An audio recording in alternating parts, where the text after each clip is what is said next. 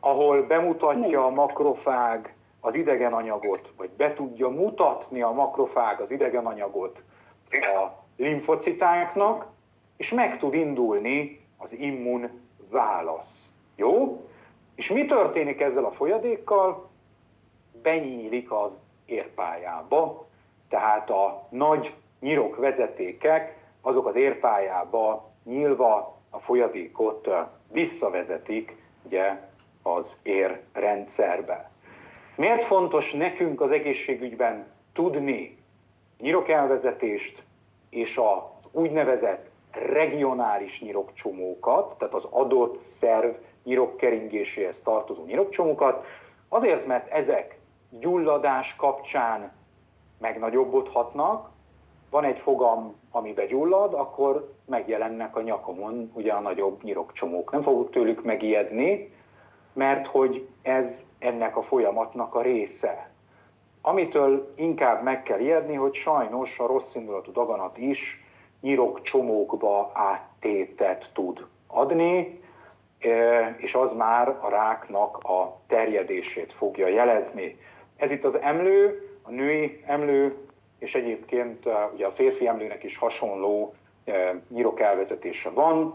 Negyedre osztjuk, és ennek egy része ugye mediálisan a mellüregi nyirokcsomók felé vezet, egy része infraklavikulárisan, tehát a kulcsontalakti nyirokcsomókba, a laterális, az oldalsó kvadránsokból pedig az axillába, tehát a hónal jár ki, nyirokcsomóba vezetődik el a nyirok. Ez fontos, erről majd még a daganatok kapcsán fogok maguknak mesélni. És itt, ami látszik, az pedig az, hogy gyakorlatilag hogy nyílnak be ugye, a nagy nyirokerek a keringési rendszerbe. Néhány gondolat, hogy, és akkor gyorsan végigmegyünk még egy picit, hogy ne éljek vissza nagyon a türelmükkel. Szóval, ha kaptak oltást, illetve megint csak magyarázva azt, hogy miért is van szükség az akut gyulladásra, ami rögtön beindul, és rögtön választ ad. Ha kaptak oltást, emlékezzenek vissza, ugye a Covid kapcsán is azt mondták, hogy ez nem azt jelenti, hogy holnaptól maguk védettek. Igaz? Azt mondtuk, hogy 1 hét, 10 nap legalább, mire a védettség kialakul. Miért? Ezt gyorsan végignézzük, jó? Következő a helyzet.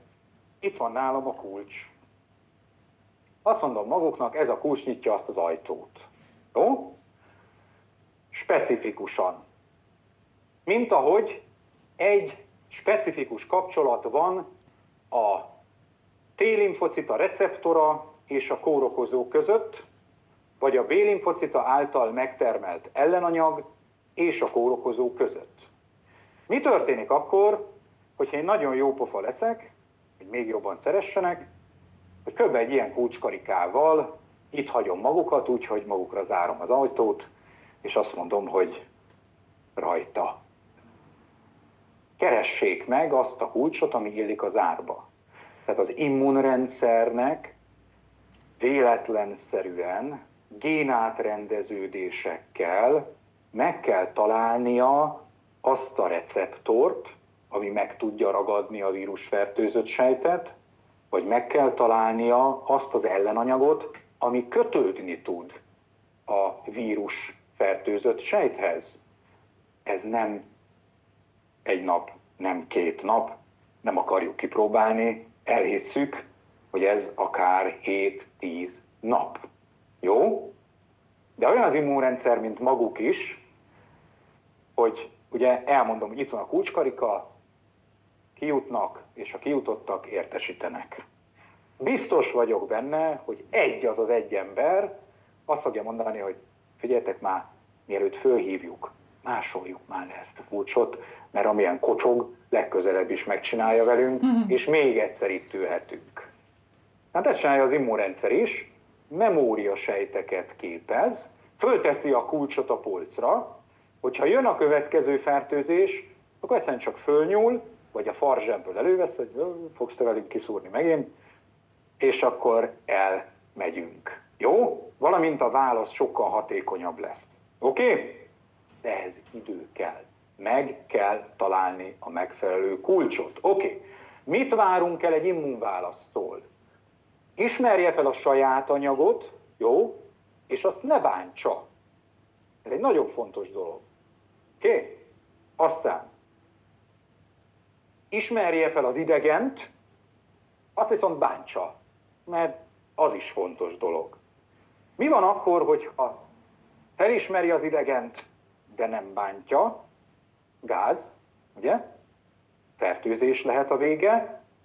És ha felismeri a saját anyagot és bántja, Starbucks, Autoimmun. azt meg úgy hívják, hogy autoimmun megbetegedés. Jövő héten erről is fogok maguknak mesélni. Jó. Oké. Kérdezek, ha nem tudnak rá válaszolni, otthon utána néznek, és jövő héten ezzel kezdünk. Mi a különbség az aktív és a passzív immunizálás között? Utána néznek, jó? Mert ha én de ha valaki tudja, mondja. Oké? Hát előtt kórokozókat juttatnak be.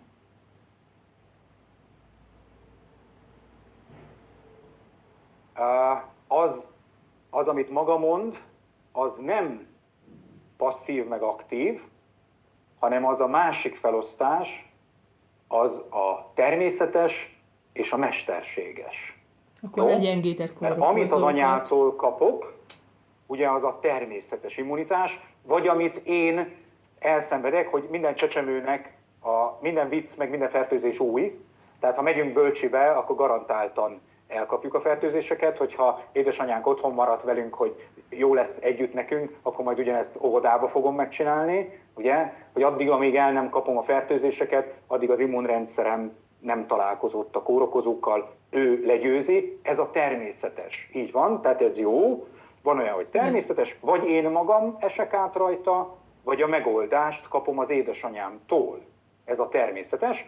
A mesterséges pedig az, hogy adjuk ezeket a dolgokat. Legyengített kórokozó. Akkor most csak az az érdekes, hogy mi lesz a különbség az aktív, és mi lesz a különbség a passzív immunitás között. Ez egy... Miért fog beindulni? Igen, tehát ezt akarom gyakorlatilag magukban újra. Múlt héten azt mondtuk, hogy aktív-passzív transport, igaz?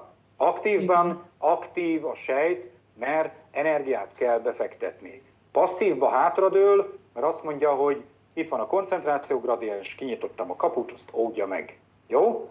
Itt is nagyon jó, tehát aktívban kell, hogy az immunrendszer csináljon valamit. Mit fog csinálni és miért? Hát elkezd védekezni. Beaktiválja a sejteket. Tehát tulajdonképpen, ugye, aktív immunitás az, annak a természetes formája, amikor én átesek a fertőzésen, jön a kórokozó, megbetegít, jön az immunrendszer, rohadt nagy kulcskarika, keresi a megoldást, ugye, megvan, beteszi a zárba, kinyitja, megölte a kórokozót. Ez az egyik megoldás. A másik, mit csinálok? Védőoltást adok. Igaz? Milyen? Nem. Miért nem lesz passzív a védőoltás? Mert legyengített kórokozót adnak. Így van. Tehát a védőoltással én azt csinálom, beadhatok elöltet, beadhatok legyengítettet, beadhatok szétszereltet, és a Covid óta tudjuk, hogy beadhatok messenger RNS-t, aminek az lesz a következmény, hogy a saját szervezetem termeli meg azt a fehérjét, amit be is adhattak volna, de nem adtak be, mert megtermeltettem. Mi lesz a következmény? Bármelyiket is alkalmazom, a kórokozónak kihúztam a méregfogát, tehát ő nem fog tudni engem megölni. Mert védőoltást mindig azok ellen, a kórokozók ellen adunk, amelyeknek a veszélye annak, hogy én magamtól megoldom a problémát, az úgy, hogy nem halok bele, és nem szenvedek maradandó sérülést, gyakorlatilag, vagy károsodást, inkább így fogalmazok, annak az arra, hogy mondjam, tehát most belefogtam a pontokba, tehát ezeknél a kórokozóknál, amelyeknél én adom, az, hogy saját magam menjek neki és oldjam meg, abba én belehalhatok jó eséllyel, vagy súlyos következményekkel járhat. Ezért adunk TBC ellen, ezért adtunk a Covid ellen, stb. És ha megoldottuk a Covid ellenit, elnézést. Az immunrendszernek aktívan részt kell venni a folyamatban, csak nem fogok belehalni a történetben. Az egy másik dolog, tudjunk róla, de nyilván tudnak róla, mert volt róla szó, felfújták, hogy van olyan, hogy oltási reakció, meg van olyan, hogy oltási szövődmény. Egy oltási szövődményben is meg lehet halni, csak annak a valószínűsége valahol itt van, ha pedig nem adom az oltást, akkor meg az, hogy én saját magam lendüljek túl, és belehalok, vagy súlyos szövődményem lesz, annak a valószínűsége meg itt van. Jó? És mi lesz a passzív immunitás? Az, amikor az immunrendszer hátradől, újszülött korunkba, meg magzati korba, mert köszönöm szépen, jön a lepényen keresztül, nem kértem, de jön, az anyai immunglobulin, ami át tud jutni, meg jön az anyatejen keresztül is, tehát nem azért szopikázik a csecsemő, hogy na most gyúrok ilyen vírusra vagy olyan baktériumra, de ettől függetlenül még az elején ugye kapja az anyatejen keresztül is. Ez a passzív, de természetes. A passzív és mesterséges, amikor mit adok a betegnek? Ellenanyagot. Jó? Tehát ápolóként, mentőtisztként, szülésznőként megszúrtam, megvágtam magam egy hepatitis B fertőzött betegnek a vérével, vagy én boncolásnál elvágtam a kezem, és ha nincs megfelelő védettségem, amit megnéznek ez az antitest titer, akkor mit fognak csinálni? Ellenanyagot adnak. Nem fognak engem annak a kockázatnak kitenni, hogy majd termeljél magadnak, öcsém, de lehet, hogy lesz egy krónikus hepatitis C vagy B vírusfertőzésem, meg majd májrákom, mert hogy gyakorlatilag ennek a valószínűsége egyébként igen magas. Jó? Tehát még egyszer, lehet természetes és mesterséges, lehet aktív és passzív.